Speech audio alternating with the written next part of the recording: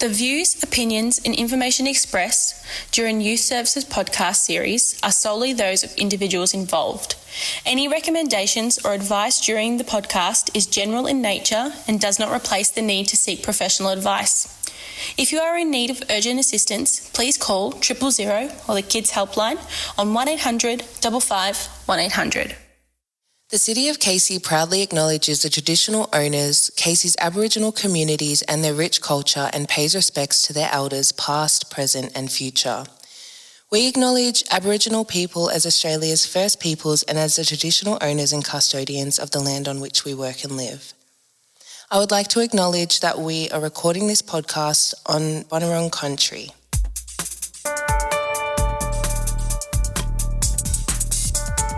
Hello and welcome to Season 3, Episode 2 of the Casey Youth Services podcast. We are your hosts, Taryn and Jim.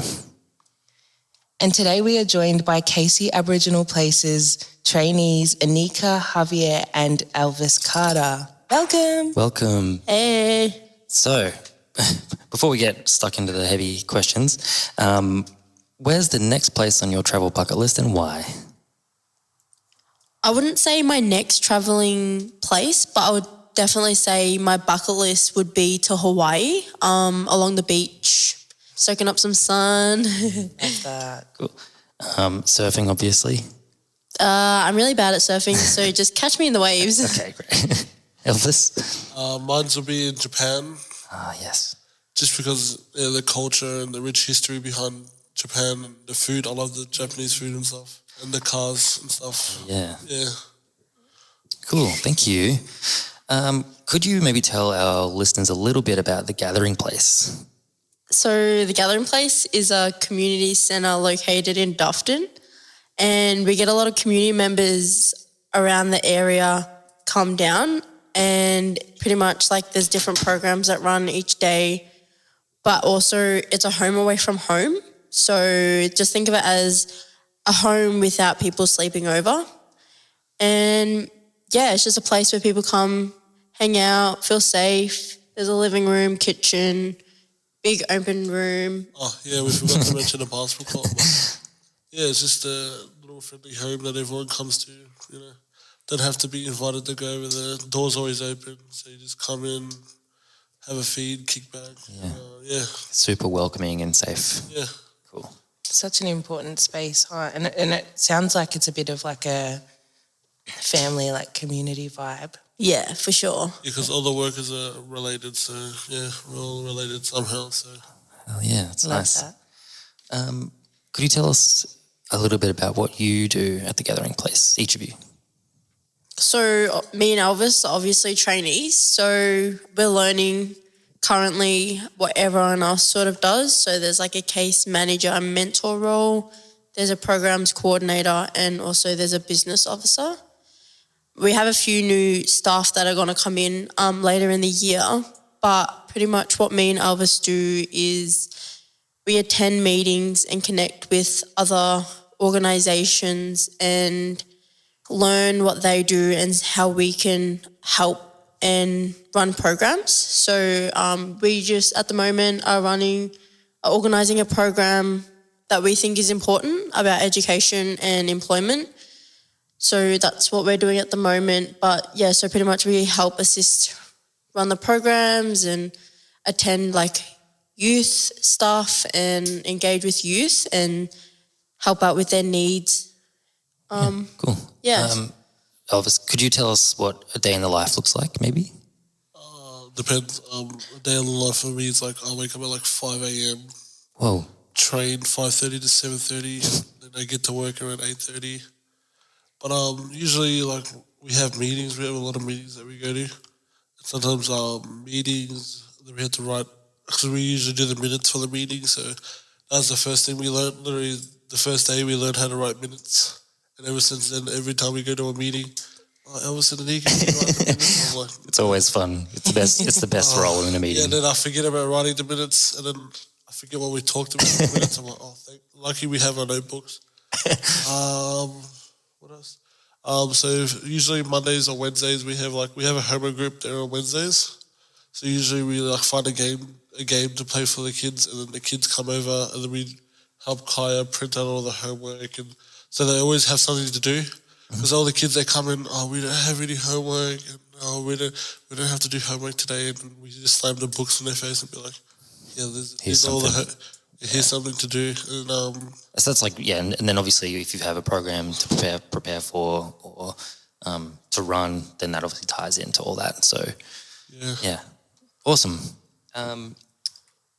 Is there anything about your personal experiences that you bring to your role at the Gathering Place, to either of you? I feel like we're going to say the same thing. That's right. So we both grew up in the community of City of Casey. So we started off coming to programs first, and then like eventually we ended up getting a job here. So like we're just helping them improve what we thought when we were younger. Can't speak English today. What they can improve on in the programs and stuff. So like that perspective of the youth that we give to them, like feedback and constructive feedback and stuff. And like, how can we get more kids engaged into the programs? Yeah. Yeah, you said pretty much all of it. Like, I probably would just add that, like, our connections from growing up within the community, that's a massive advantage for both of us. So yeah, just having that knowledge of what they actually need and how we can help from our perspective. Oh, that's cool. Yeah, I love that. I love how you can both draw from, your lived experience and like what you needed when you guys were younger, even though it's a little bit different now, but to draw from that and provide a service is really admirable. So really excited to see what's in store. Yeah. Well, if you could cast your mind back, when was your first kind of experience with the Gathering Place? Like, how did you learn about it? We were there since the day it opened. So 5 years ago, we were like there, like when they were like holding stuff, like so the original stuff. And that's like we were just thinking about it, and then we're like, so there's renovations to the Gathering Place. There was no office. There was no office at the start of it. It's like where we work now is like it was there. It was like we have a photo there of like old rocks and stuff, and it's there at the Gathering Place. And I'm just thinking like, wow, look how much this place has progressed. And Yeah. This will be the 6th year that the Gathering Place has been open, and there never used to be a ramp. There never used to be a basketball court. It was a kindergarten. So seeing it change over time. And like, because we grew up in the area, we walked past it before there was a Gathering Place. It was like a school, and it was like a rundown old building, and now you see it. Because I remember the basketball court took ages to build. Like, took like 2 years to build. It was just a pile of rocks. Like, this is gonna be nothing. And then like one day out of nowhere, it just pops up a basketball court. Wow. And then now we forgot like it's really improved since then. Because our auntie used to work there, so she used to tell us to come down, and ever since then we've been stuck there. Pretty much since day one. Yeah. Yep. Wow. Even like with that first official day where we had like a big meeting about it, we were there. Cool. That would have been so cool to watch and to sort of like grow with as well. So can you both tell us a little bit about your personal and professional growth throughout the Gathering Place and where you are now? So some personal growth will be, like, I guess it interlocks with the professional side of things, is growing up within the community. I'm now an employee of the City of Casey, so being able to not just work for my community but also work with a local government side of things and like learn those type of ropes, it's pretty cool.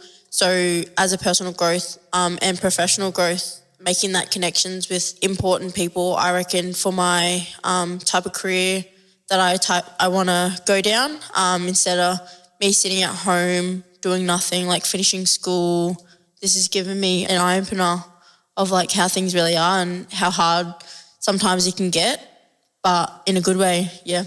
Wow. So it's not all just writing minutes? No, it's not just all writing minutes. Like at the moment, there's a project for the Ray Bassins Reserve, so they want to change that park up, and growing up I've always known it as a rocket park, but like they want to include like some like Indigenous like themes of it, so then they've like included the Aboriginal Gathering Place to take part in it. So like seeing that change and like understanding there's a lot of planning, and our boss actually said 90% planning, 10% doing. And so that's kind of stuck in my head over time. And it just really shows if you do all the planning, 10% of it, you don't have to do much and it's all pretty much done for you. Yeah, that's what our boss says, 90% planning and 10% doing. You're good at the 10%, and now you got to learn how to do the 90% of the work. My professional development, I reckon, just learning the paperwork side of everything, you know. I didn't realize how much paperwork we do and like all the stuff you have to go through in order to run programs and stuff.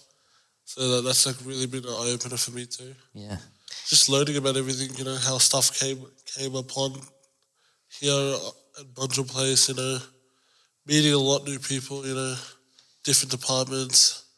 I'm like, there's so much people in Casey. Like, Yeah. I didn't realise how big Casey was until I started working here. Yeah. Sounds like you've both had quite the journey of growth, and I bet that for, you know, the people who were mentoring you and you know, the people that saw that growth, it would be a highlight for them to see you on the other side of that.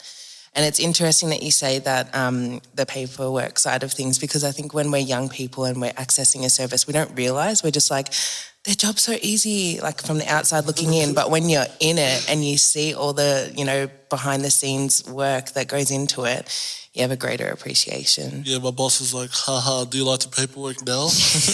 Do you take everything you did for appreciation now? I'm like, yeah, a little bit more. Yeah. What about working together? What are some strengths you've noticed in each other? We have like open communication, I reckon. Like we just talk to each other. Because we grew up together, we knew each other prior. So then that's made it a whole lot easier, I reckon, for both of us to be able to be like, oh, like you do this and I'll do that, because then we both know what each other's strengths are. And then we also both understand what we would need help in. So then we just help each other and bounce off each other. Love that. Like a good team. Yeah.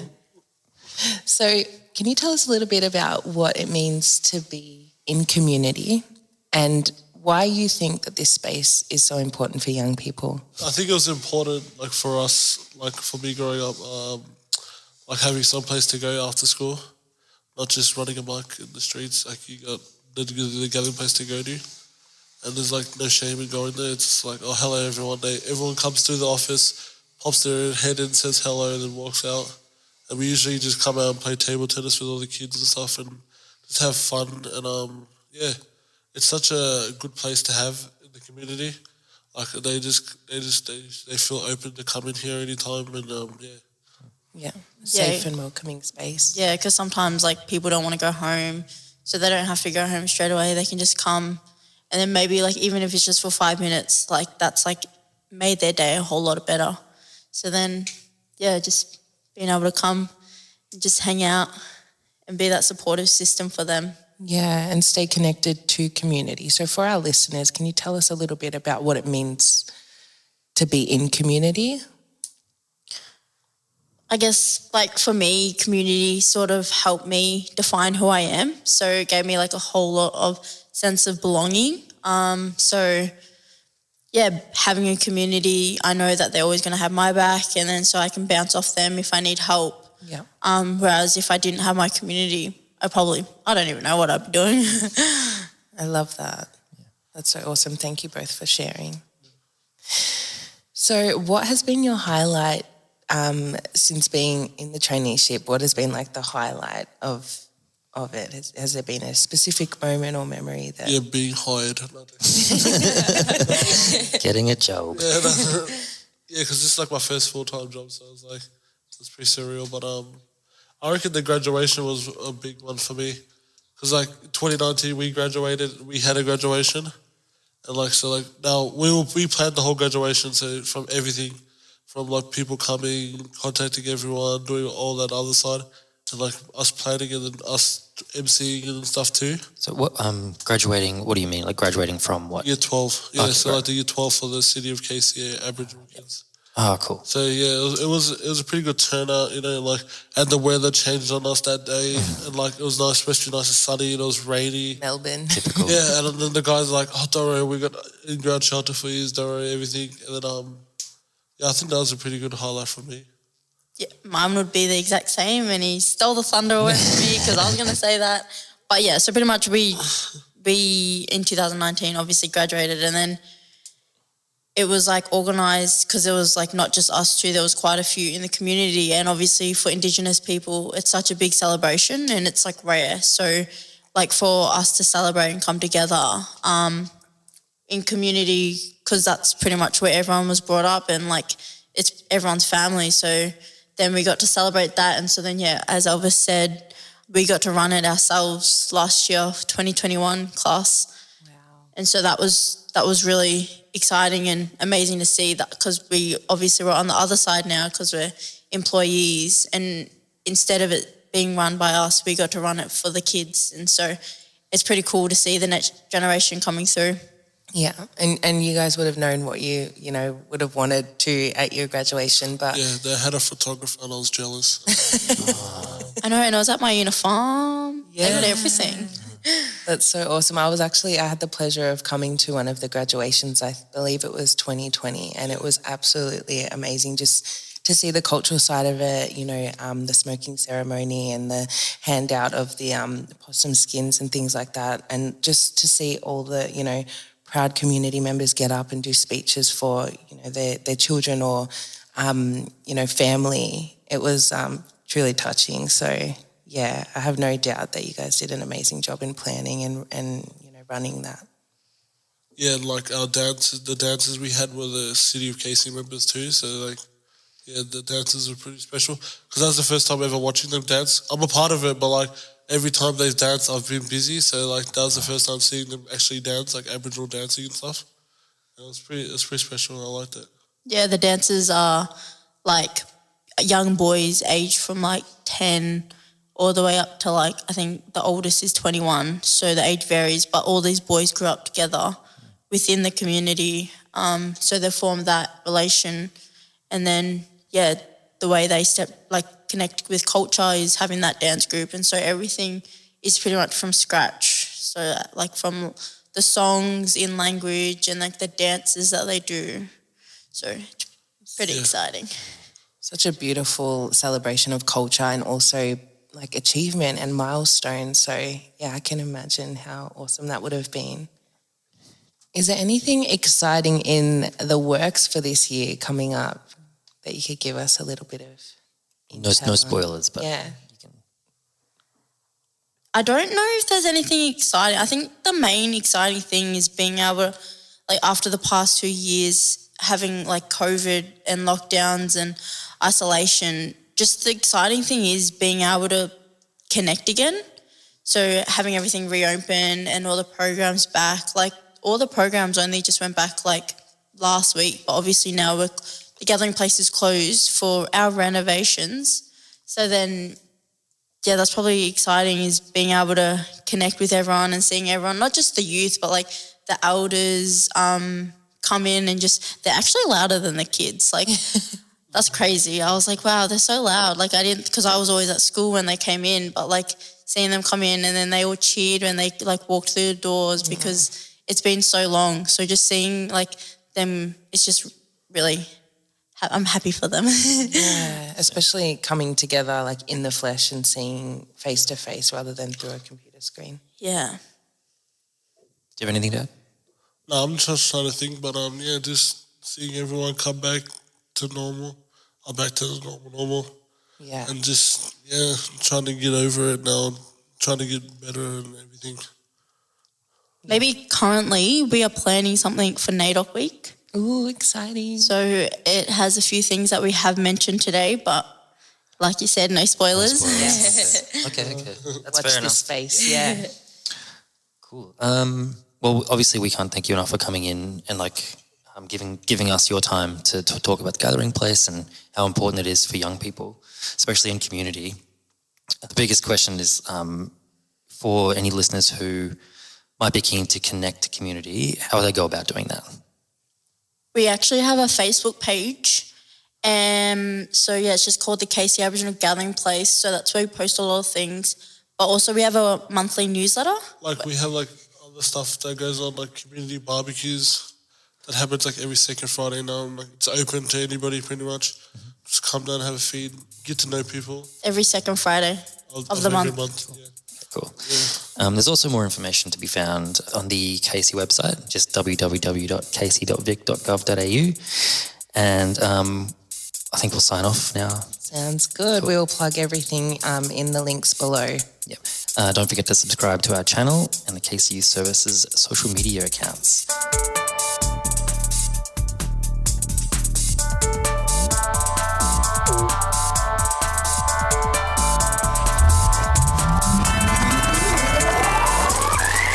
Yeah.